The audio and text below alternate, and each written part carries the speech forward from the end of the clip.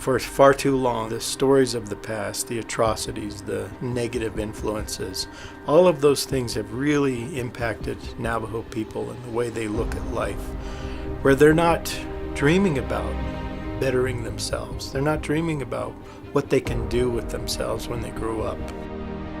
Youth today that we focus on, they want to be at a place that they could just be themselves and a place to belong.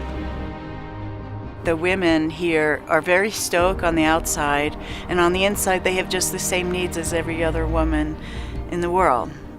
They have a need to feel safe, and they have a need to feel loved. There is a place that they can feel themselves, they can be themselves, and that they're loved. Western Indian Ministries get to service in many areas, whether it goes from youth ministry all the way to public outreach with, the radio. Or the school, where we have 75 of the most incredible children that are getting a Christian education. They go home and they share the songs and the verses and the things they learned in school with their families, who many of them don't know Jesus yet. Being with the people, being a part of the people, and giving them that hope. We want to see Native people empowered to be the decision makers. We want them to be emboldened servants.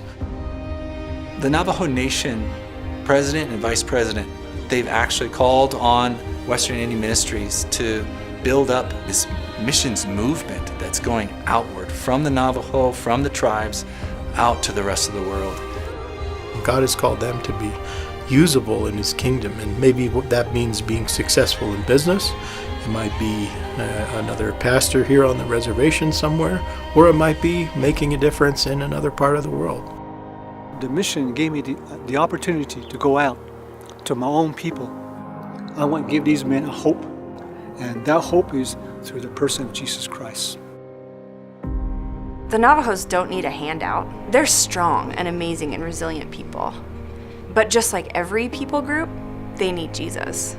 Just like my people group, they need Jesus.